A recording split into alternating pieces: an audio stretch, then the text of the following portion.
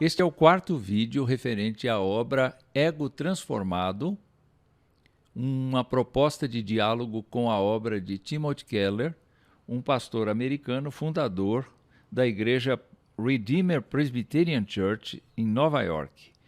Ele é um autor muito conhecido no Brasil e diversas editoras publicam as suas obras.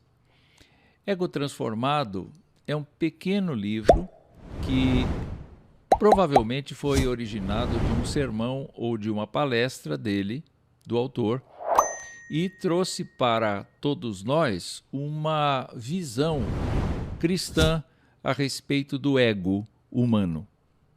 A perspectiva de Timothy Keller é mostrar quão diferente do original é o ego na situação natural dele, nas pessoas que vivem sem Jesus Cristo. E mostrar que, por meio da salvação que há em Jesus Cristo, como o ego pode ser transformado. Neste capítulo 3, ele vai se dedicar a alcançar ou como alcançar uma visão transformada do eu. E nós vamos, então, dialogar com ele no decorrer deste vídeo, e a recomendação que fica para você é que justamente você compre este pequeno livro. Ele é bem modesto, é fininho, bem modesto, mas ao mesmo tempo profundo. É importante que você o tenha para a sua análise, para o seu proveito em geral. Vamos ao capítulo. Como alcançar uma visão transformada do eu. Lembrando que Timothy Keller começou esta série de falas neste livro, fazendo duas perguntas que são fundamentais para todo o estudo que foi desenvolvido. A primeira pergunta é: quais são as marcas de um coração radicalmente transformado pela graça de Deus? E ficam as dúvidas. Esse coração é realmente diferente? Acontece alguma coisa nova nele? A segunda pergunta é: se confiamos em Cristo, como deve ser o nosso coração? Somos nós que temos que tratar do nosso ego ou efetivamente Deus trata do nosso ego e nós não precisamos fazer nada? É claro que Timothy Keller vai argumentar a favor de uma transformação que vem de cima, que vem do alto, que vem de Deus, mas ao mesmo tempo fala do trabalho que precisamos desenvolver quando tratamos do ego. Vamos lá. No primeiro capítulo, Timothy Keller tratou de identificar o que seja um ego natural.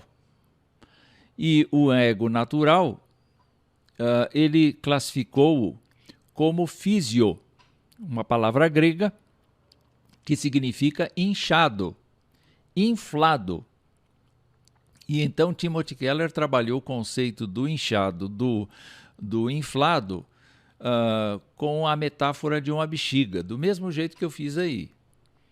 E nós temos que imaginar, então, o que seria uma bexiga cheia de ar dentro do nosso corpo, empurrando os órgãos, empurrando toda a nossa caixa torácica. Enfim, nós teríamos algumas características. E Timothy Keller, lógico, trabalhou a ideia do vazio. E ao trabalhar a ideia do vazio, da bexiga inflada dentro do ser humano, ele identificou que este ego está justamente vazio de Deus. Está cheio de coisas, mas está vazio de Deus. Ele está também dolorido, porque ele comprime as outras partes do corpo. Ele empurra as outras partes do corpo e, nesse sentido, ele também se machuca muito fácil. Nós nos machucamos muito facilmente, nós nos ofendemos muito facilmente. Nós, muitas vezes, não conseguimos perdoar. Nós estamos constantemente sentindo dores do ego. E na condição natural, nós trabalhamos muito para que o nosso ego esteja sempre por cima. Nós, muitas vezes, nos orgulhamos das coisas que temos, mas não temos nenhuma consideração por aquilo que temos. E nós percebemos que muitas vezes nos falta essa consideração pelo que temos, justamente quando nós comparamos o que nós temos com o que outro tem. E nós vemos que o que o outro tem é superior ao que nós temos. E aí, então, a nossa preocupação está em justamente recuperar o espaço perdido do ego para a outra pessoa. Então, o nosso trabalho é sempre procurar nos valorizar, procurar nos fazer pessoas importantes e pessoas imprescindíveis para os outros. Ou que temos a verdade, ou que possuímos a razão das coisas. Então, por isso, Timothy Keller fala de um coração, de um ego completamente entregue ao trabalho sem cessar, dia e noite. E por conta disso tudo, ele conclui o primeiro capítulo trabalhando a ideia de que, por conta do fato de que o ego está sozinho, depende de si mesmo, naturalmente, quando a pessoa está num estado natural, não tem Cristo Jesus como seu Senhor e Salvador, então esta pessoa, na verdade, é muito frágil. Embora pareça forte, esta pessoa é frágil. No segundo capítulo, então, Timothy Keller trabalhou como o apóstolo Paulo, que escreveu aos Coríntios a primeira carta no capítulo 4, como o apóstolo Paulo teve, a partir do seu encontro com Jesus Cristo, um trabalho muito grande feito no seu ego, no seu próprio ego. Ele sempre foi um homem que valorizou muito as coisas que tinha. Mas quando ele chegou diante de Cristo, e nós vamos ver ao final deste vídeo a declaração dele, quando ele chegou diante de Cristo, ele percebeu que em relação a Deus, ele não era nada. Assim como nós devemos ter a mesma consciência. Diante de Deus, nós não somos nada. E nesse sentido, então, o apóstolo Paulo percebeu que em lugar das coisas importantes para ele, o que viria a ser mais importante para ele era o evangelho no seu coração. Então, diante desta situação, nós encontramos na fala do Timothy Keller a receita de Paulo. E está aí na sua tela: a humildade do evangelho mata a necessidade que tenho de pensar em mim. Não preciso mais ligar as coisas à minha pessoa. De fato, o apóstolo Paulo, ele disse que não gastou tempo refletindo ou meditando, mas a partir do instante do seu encontro com Jesus Cristo no caminho de Damasco, o que aconteceu com ele foi que ele se pôs a trabalhar a favor de Cristo.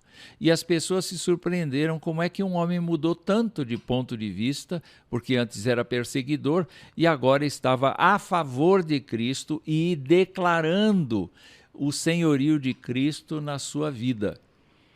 E com isso ele não tinha tempo para lidar com as coisas do seu ego. Ele tinha sim que fazer a vontade de Jesus e cumprir a missão que Jesus Cristo tinha dado a ele de ser um apóstolo para os gentios. Timothy Keller mostra como isso funciona neste segundo parágrafo. Na verdade, deixo de pensar em mim mesmo. É a liberdade que vem do autoesquecimento. Essa é a principal tese de Timothy Keller. Como é que eu substituo um ego vazio de Deus, um ego atarefado, um ego frágil, um ego dolorido? Como é que eu substituo? Quando eu coloco no lugar um autoesquecimento e uma lembrança da minha vinculação com Jesus Cristo. Jesus Cristo salvou minha vida. Jesus Cristo salvou sua vida. E por conta disso, nosso vínculo de ego está com o vínculo do ego do próprio Senhor. É o Senhor que vive em nós agora, e não o nosso ego antigo. Então, quando ele fala do autoesquecimento, ele diz que é o descanso bendito que somente o autoesquecimento nos oferece. Hoje, neste vídeo, nós chegamos a este terceiro capítulo, e no nosso caso, o quarto vídeo, e o nome do capítulo é Como Alcançar uma Visão Transformadora do Eu. O apóstolo, ao escrever para os coríntios, e a igreja dos coríntios era uma igreja muito dividida em grupos que queriam se sobrepor, que não se amavam mutuamente, mas que tinham se abrigado debaixo de mestres específicos e por isso cantavam a sua glória própria, se orgulhavam desses mestres. Uns eram de Paulo, outros eram de Pedro, uns eram de Apolo, e havia um outro grupo, um quarto grupo, nós somos de Cristo, dizendo que nenhum dos líderes anteriores servia. Bom, Paulo escreveu a essa igreja tão problemática, tão egocêntrica, e ao falar da condição que aqueles crentes estavam, que era a condição de crianças espirituais, porque eles eram tão desunidos, eles estavam tão preocupados em alimentar seu próprio ego, o que aconteceu foi que ele disse assim: quanto a mim, pouco importa como sou avaliado por vocês ou por qualquer autoridade humana. Na verdade, nem minha própria avaliação é importante, minha consciência está limpa disto. Mas isso não prova que estou certo. E por último ele diz assim: o Senhor é quem me avaliará e decidirá. Quando Timothy Keller trabalha essa questão, ele nos lembra de algumas situações. Como é que as pessoas nos avaliam? Ora, cada uma delas tem uma cosmovisão específica, uma experiência de vida diferente da outra. Cada uma delas tem um gosto diferente, tem uma postura diferente. Muitas vezes a pessoa não é evangélica, não é religiosa, muitas vezes a pessoa não tem um critério, mas enfim, ela está habituada a julgar. Porque nós estamos habituados a julgar. Nós estamos habituados a dizer o que é que os outros merecem ou não merecem. Nós estamos dispostos sempre a dizer o que os outros deveriam fazer ou não deveriam, e nós estamos sempre dispostos a condenar ou absolver. Depende do nosso ponto de vista. O apóstolo Paulo mostra que este critério para ele, o critério dos coríntios o avaliarem, se ele era um apóstolo fraco ou era um apóstolo forte, se ele era um apóstolo que provocava neles sentimentos ou não provocava, não era importante para Paulo. Porque ele olhava um pouco mais para cima. Eu estou vivendo com vocês, eu estou trabalhando com vocês, que são minhas ovelhas, a igreja de Corinto, por causa da ordem que eu recebi. Então, eu posso olhar para vocês e ver que vocês são como crianças, que não têm uma fé consistente ainda e não podem receber da minha parte o ensino que eu já tenho. Justamente por conta disto. Então, eu não vou descer ao nível de vocês para ser julgado por vocês. Eu tenho quem me julgue. Eu tenho quem me julgue. E quem me julga não sou eu mesmo. Quem me julga não é a minha consciência, ainda que pareça para a minha consciência que tudo está bem. Na verdade, quem me julga é o Senhor. Mas Ele já me julgou. Esse é o segredo. Esse é o segredo de Paulo. Agora, vocês podem perceber claramente que esta atividade de julgamento acontece a toda hora, a todo minuto. Provavelmente vocês estão julgando este vídeo e vocês estão dando um veredicto. Eu teria que dizer como Paulo, não importa o que vocês pensam, não importa o que eu penso, se eu estou gostando ou não de fazer este vídeo, não importa se a minha consciência está em paz ou não, importa sim que o Senhor é quem avalia aquilo que está sendo feito aqui. E é muito interessante recordar uma das palavras de Paulo, quando falando aos Romanos, ele diz que não há condenação para os que estão em Cristo Jesus.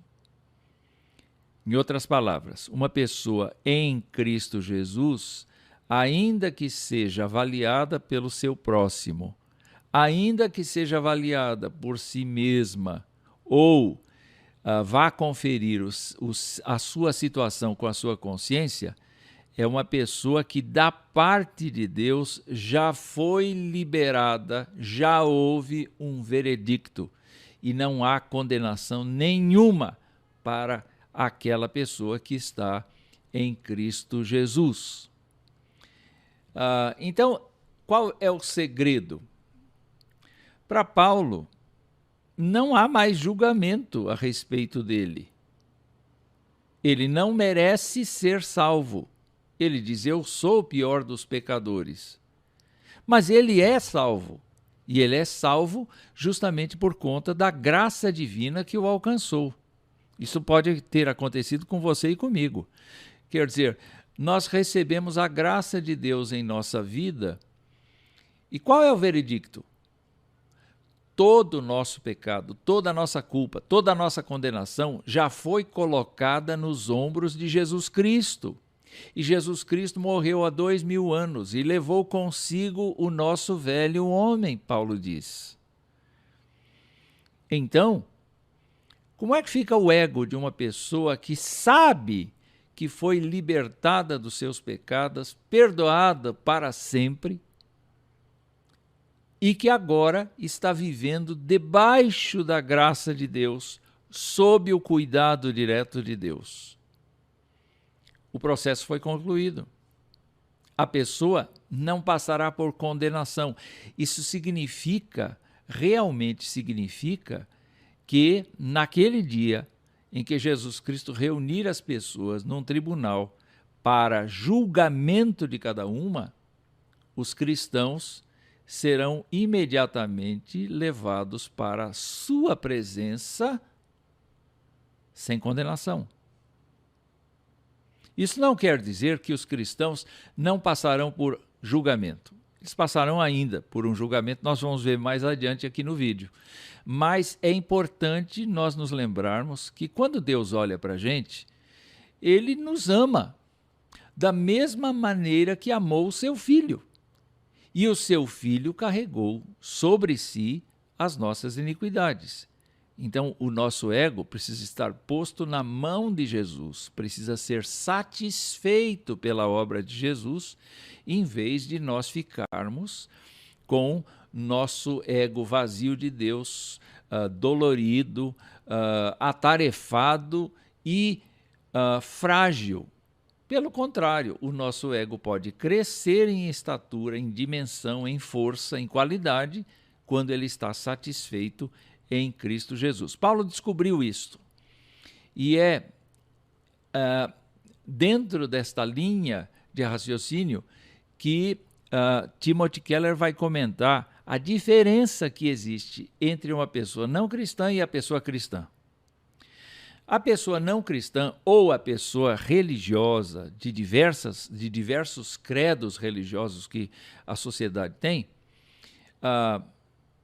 será assim: os seres humanos, religiosos ou não, se esforçam para obterem reconhecimento por seu desempenho, esperando receber um veredicto de aprovação por suas ações. Olha, eu espero merecer o céu.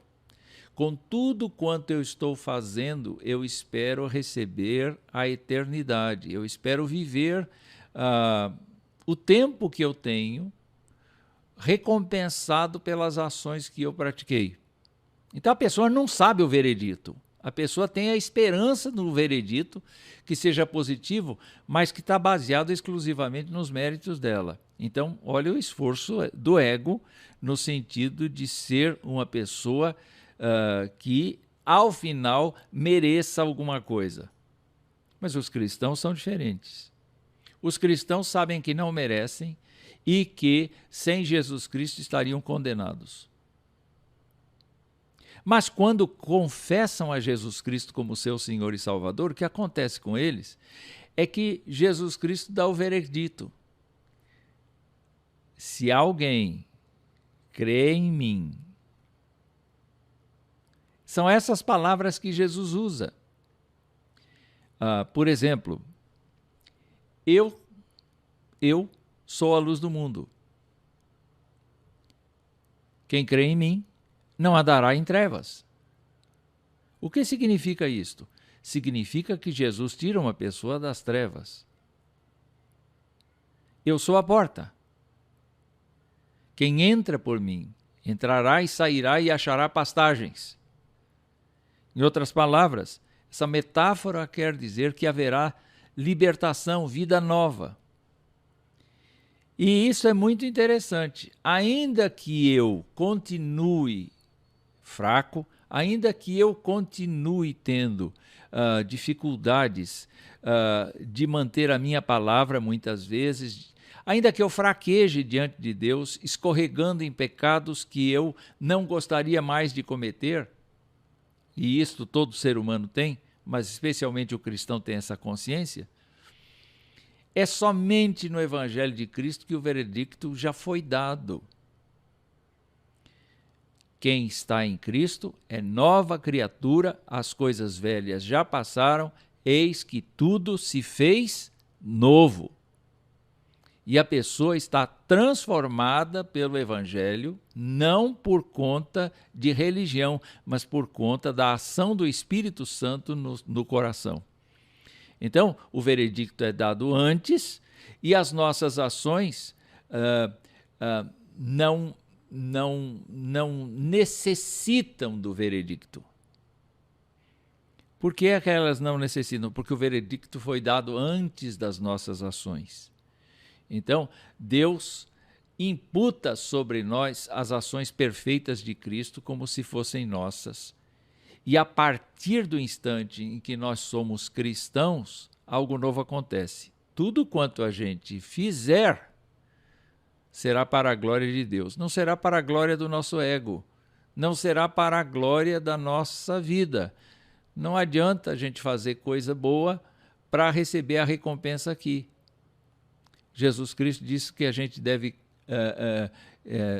investir o nosso tesouro nas coisas que permanecem. E as coisas que permanecem são o Evangelho de Jesus Cristo, as ações do Evangelho, depois de termos recebido o veredicto de que em Cristo Jesus nós fomos perdoados e nós fomos curados.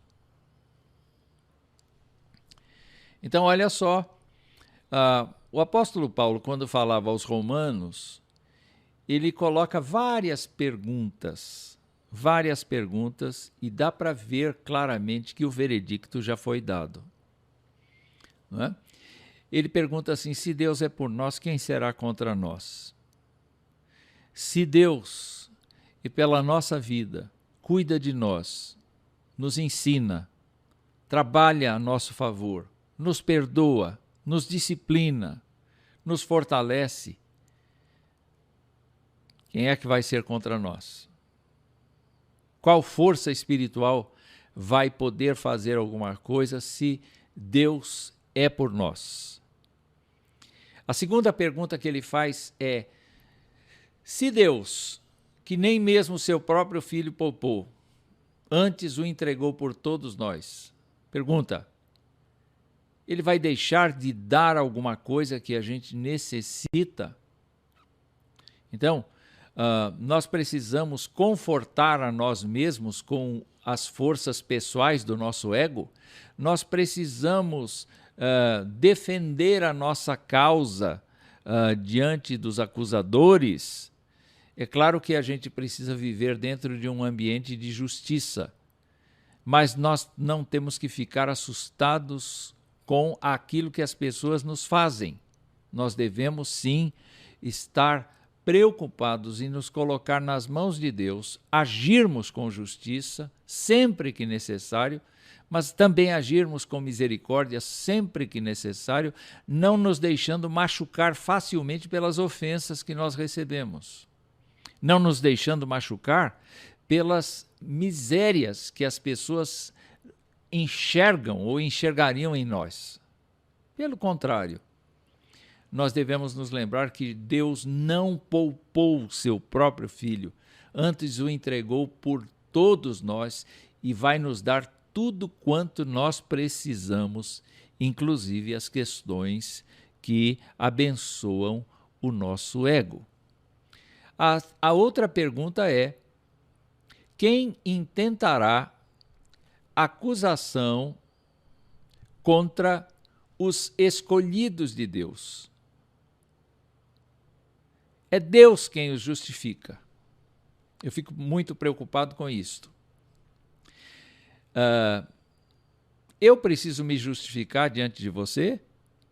Eu preciso me explicar diante de você? Ou eu posso dizer, não, eu preciso me explicar diante de Deus, porque é Deus quem me justifica. É Deus quem olha para as acusações feitas de qualquer lado, e é Ele quem me justifica, colocando todo o meu fardo sobre os ombros de Jesus Cristo. Ele faz uma outra pergunta, ele diz: quem é que condena? Pois é Cristo quem morreu, ou antes quem ressuscitou dentre os mortos, o qual está à direita de Deus e também intercede por nós. Olha que maravilha! Se as pessoas nos condenam, se a nossa vida, se a nossa avaliação nos condena, Deus não nos condena. É claro que nós temos que entender que Deus quer nossa santidade e que Deus vai usar de todos os expedientes possíveis justamente para trabalhar o nosso ego de maneira que nós confiemos unicamente nele e o nosso ego esteja satisfeito em Cristo Jesus. Mas nós precisamos nos lembrar de que há todo um empenho da Santa Trindade, no sentido de que Cristo tenha vindo ao mundo em carne, Cristo tenha vindo para morrer pelos pecadores, Cristo tenha morrido pelos pecadores, mas Cristo tenha ressuscitado pelos pecadores, a quem Deus está chamando para pertencer a Ele. Então, é maravilhoso a gente observar aqui que Paulo diz assim: olha, Cristo está à direita de Deus agora e o que Ele está fazendo é justamente interceder por nós. Então, ninguém precisa se defender de ninguém, no sentido da ofensa ao ego. É claro que nós precisamos viver dentro de um ambiente onde as pessoas sejam respeitadas nos seus direitos, e quando os nossos direitos são feridos, nós temos que ir atrás mesmo de uma solução. Mas não é a isso que o texto se refere. O texto se refere ao fato de que Deus está nos socorrendo, nos abençoando, tanto externa quanto internamente, tanto no presente quanto no futuro. Então, eu queria trazer aqui um raciocínio de Timothy Keller que me pareceu muito importante. Ele diz assim: você crê no Evangelho, e talvez creia há muito tempo, mas, e é um mas com letras maiúsculas, todos os dias você se vê arrastado de volta para o tribunal. Sente que não vive como Paulo mostra. Você é sugado de volta ao tribunal. Tudo o que lhe digo é que temos de reviver o Evangelho cada vez que orarmos. temos de revivê-lo sempre que vamos à igreja. Temos de reviver o Evangelho a todo instante e perguntar a nós mesmos por que estamos no tribunal. Ali não é mais o nosso lugar, o julgamento acabou, o veredicto foi proferido. Então, eu queria lembrar uma fala do apóstolo Paulo a respeito disto. Nós não precisamos ir mais ao tribunal do juízo das pessoas ou do juízo de nós mesmos. Paulo lembra aos Gálatas que quem vive apenas para satisfazer sua natureza humana, e portanto inclui certamente o ego humano, colherá dessa natureza ruína e morte. Mas quem vive para agradar o Espírito, colherá do Espírito a vida eterna. Então, como é que a gente vê um ego ser transformado?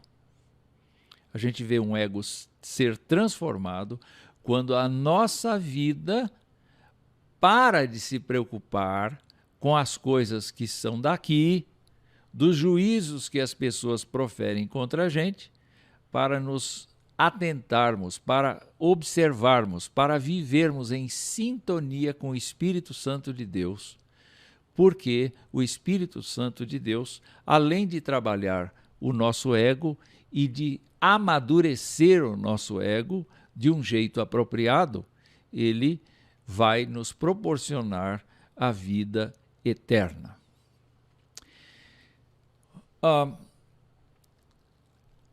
Quem aceita Cristo talvez possa imaginar que ter aceitado a Cristo basta.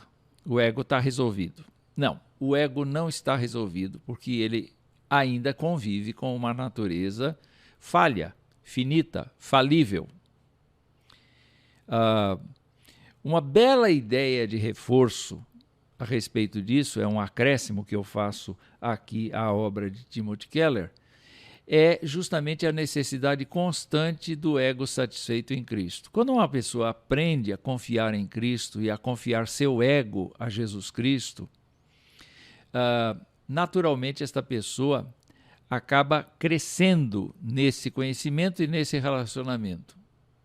O apóstolo Paulo, então, ao conversar com os coríntios, ao escrever para eles, ele nos diz nesta passagem uma coisa muito importante. Nós vamos ter, apesar de ser salvos e já não termos mais nenhuma condenação, o veredicto já foi dado antes das nossas ações, nós vamos ter que comparecer diante do tribunal de Cristo, para que cada um receba o que merecer pelo bem ou pelo mal que tiver feito neste corpo terreno.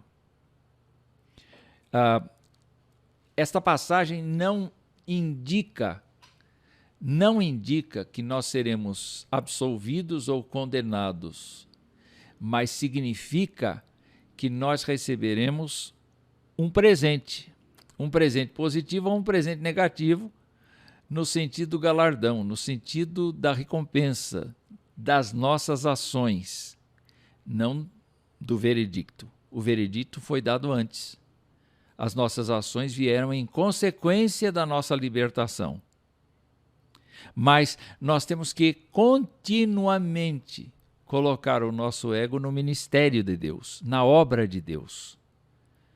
Nós temos que pensar que agora nós não somos de nós mesmos, não é? E o apóstolo entendeu isso. Então eu digo a vocês, ao finalizar este vídeo, que o segredo de Paulo com respeito ao ego transformado dele, em que ele já não tinha mais a preocupação de ser avaliado pelos coríntios, nem de ser avaliado por si mesmo, nem acreditar na sua própria consciência, mas depender exclusivamente da avaliação de Jesus Cristo e a avaliação de Deus. Olha o que ele diz aos Filipenses. Acho muito importante encerrar esse vídeo com esta fala dele. Paulo dizia: eu pensava que essas coisas, que coisas? as coisas do meu passado. Eu era hebreu de hebreus, nascido da tribo de Benjamim, nascido judeu, fui fariseu boa parte da minha vida, fui exemplar no meu comportamento. Eu pensava que essas coisas eram valiosas, mas agora as considero insignificantes por causa de Cristo. Sim, todas as outras coisas são insignificantes comparadas ao ganho inestimável de conhecer a Cristo Jesus, meu Senhor. Por causa dele, deixei de lado todas as coisas e as considero menos que lixo, a fim de poder ganhar a Cristo e ser encontrado nele. O grande esforço do cristão não é o de nutrir o seu ego com os seus pensamentos, com suas avaliações, com seus achismos, mas o grande mérito do crente é justamente buscar que Cristo ocupe o seu ego, a fim de que essa pessoa seja encontrada em Cristo Jesus. Paulo fez essa troca.